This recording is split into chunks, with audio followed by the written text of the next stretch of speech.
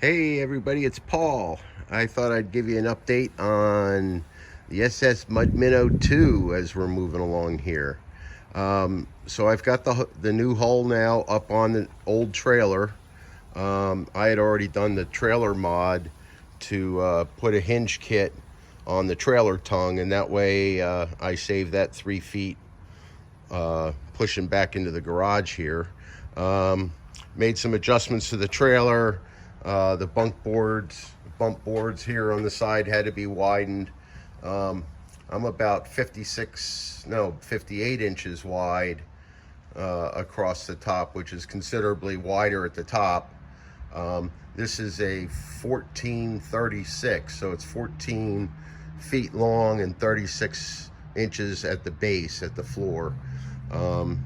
So in John Boat speak, they call this a 1436.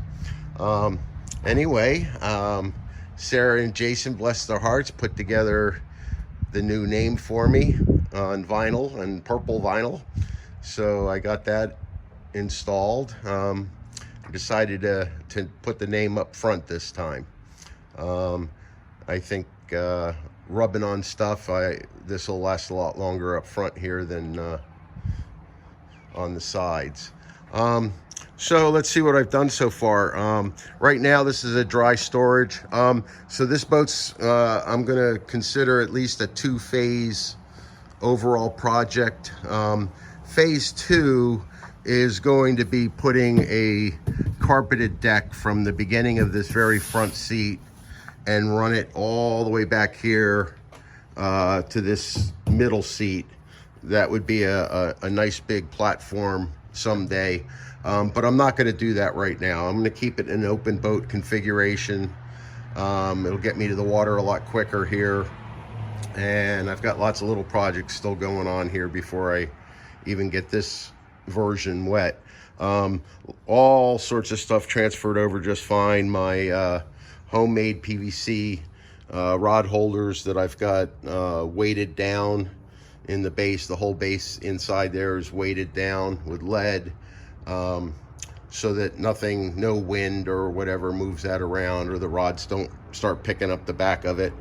My cooler, I got some dock line here, just propping it open for air circulation. These are very wide seats, and there's no lip to them, so they fold right over and go straight down, and then they fold back up underneath, and then it's open again, and I can feel under here the foam. So it's nice big thick hunks of foam under here, both front all the way up. This piece up front here is all foamed in, the middle seat and then the back seat here. I put a lot of effort into getting a floor down, and I do this with Tractor Supply horse mats, stable mats. It's super thick, heavy duty rubber. It was impossible to cut, but so what I had to cut this with a fillet knife, and I had to do a little bit at a time. It was probably once I finally got to the fastest point, it was about 15 minutes per cut. But on the previous John Boat Mud Minnow 1, the mats were cut inside the bracing here, and so they just went up to the bottom of the bracing rather than the way I've done it here, cutting around each brace. The previous mats would slide around either from just traveling with it or bouncing around in the water a little bit, standing up, moving around. Every once in a while the mats would shift. So this time I've notched them out so they're not going anywhere. And then I filled in any gaps here with Flex paste. So it's a Flex Seal product. They have a black paste tub that you can buy. And I did this primarily so that I wouldn't lose, loose shrimp jumping out of a bait tank here, getting down inside or under the rug. If they fall in on the sides, I think I can grab them. Because underneath this mat, I've got foam board. We'll come back to the boat in just a second, but I've put sections of this foam, cut it out. It weighs the weight of air. It's very light. But I put this between the ribbings on the floor, and they go underneath. So you can see I've got it run all the way back here, but it runs underneath, and I still have channels across the bottom of the hull here that let water come all the way back here. So any water getting in here is either just going to seep in through the sides and hit one of the channels and flow back, or it'll just roll along on the top of the mats and then drop off back here anyway. I went to a smaller gas tank. My motor is sipping fuel, so fuel efficient.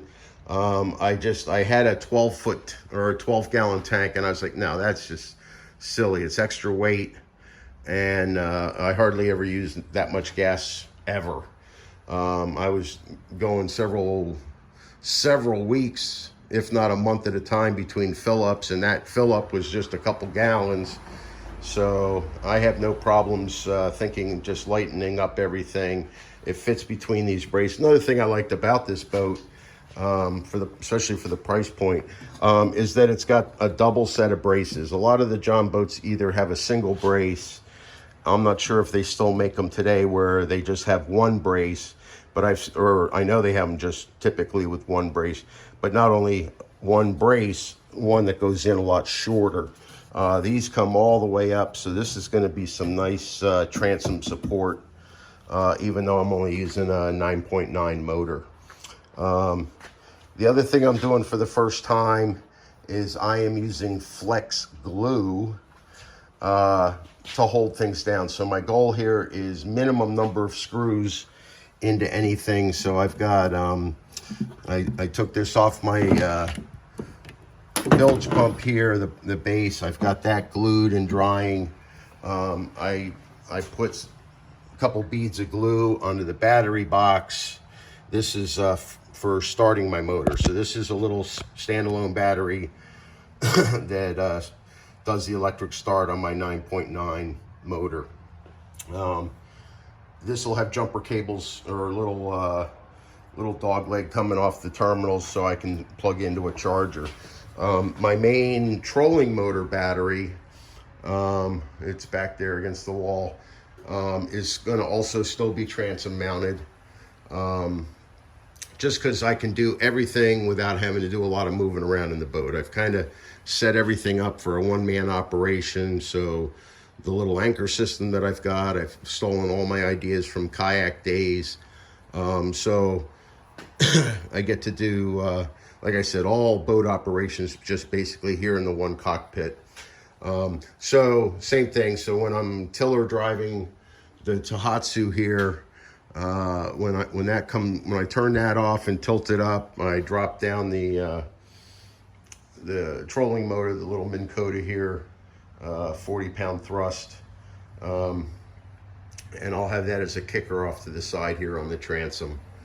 Again, kind of a look at the flex paste here, just closing up any gaps. I'm picturing, shrimp bouncing around in here and hiding.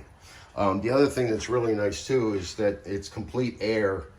I can actually reach all the way under the seats here, all the way to the back, so there's nothing that's even going to hide part way back there. My trolling motor is a Group 27 marine grade deep cycle battery that I have my little pigtail here going to my charger that I just let it trickle charge, and it puts it through its little health cycles. The other thing I did was put a little digital voltmeter here, so again during the day I can watch my voltage drop, and again I've gone all day, and this battery is certainly big enough for what I do with my trolling motor, and never had an issue of draining the battery. But the little voltage meter's there just to give me a little sanity check. Let's see what else. I guess that's about it right now.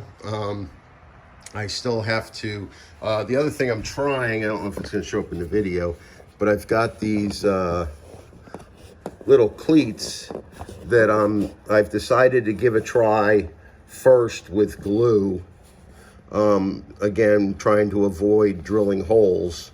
But the glue here is going to be, needs to cure for up to about 7 days, they said, for maximum strength.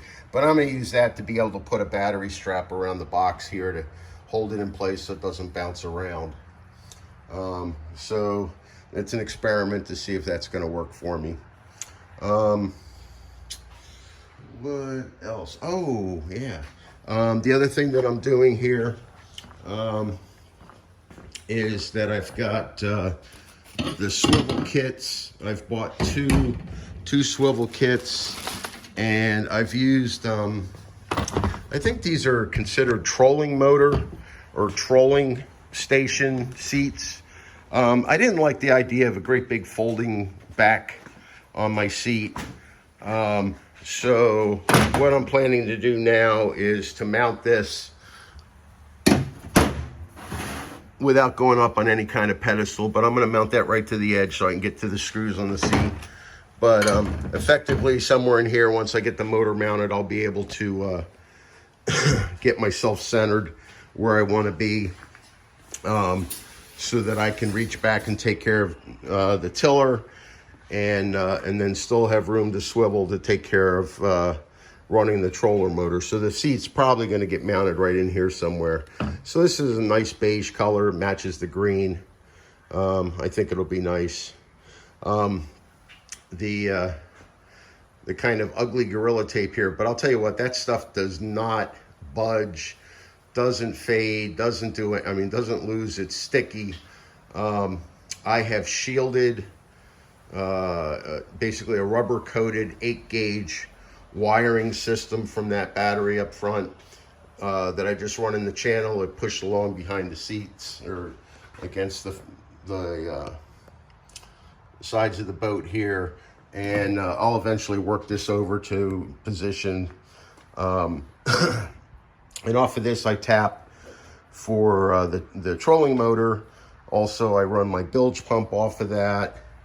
And then I have like a little suicide cord that I can actually convert. If I lose my little battery here for starting the motor, I can actually, my other little cord here lets me use the main battery to start the motor and or run the and continue to run the trolling motor. So I have kind of a redundant system or a redundant way to start the motor if I lose that battery. And I guess I could use that little battery for 10 minutes on the trolling motor. I'm certainly not going to intend to use the trolling motor on that little tiny guy. But it's more than enough to start the motor, and it's been charging back up by itself every time I test my battery. It's you know, full strength. So I've got 2 of those seats. I'm definitely putting one in right here for now. A second person, I'm still trying to figure out the best way of doing that with the way I've got this gear stowed. But I mean, obviously my bait cooler could go anywhere back here next to me. There's not a lot more to add into this boat. Fishing rods and my little tackle bag, and I would be set. I have my throwable. In this dry storage, I've got all the, first of all, locking lids, so I'm not blowing off driving down the road. This is something I got at Lowe's a couple years ago. But nice heavy duty handles, lifts up, and right now, as you know, my anchor bags and the Coast Guard stuff, my flares. In dry bags here, I've got an extra propeller, tools to put a new propeller on if I had to, the owner's manual for my motor, another throwable cushion there, so I have 2. I wear a whistle around my neck, so I'm got all the Coast Guard stuff covered. I've also going to have a light stick that I'll mount back here on the transom once I get that figured out, for the all-around white light that's required for this size boat. So anyway, sorry for the long video, about 14-15 minutes here. I'll share this with all of you, and certainly open to feedback, and Any other suggestions you might have, or if you want to know where I'm getting stuff, let me know, and I'll talk to you later. See ya.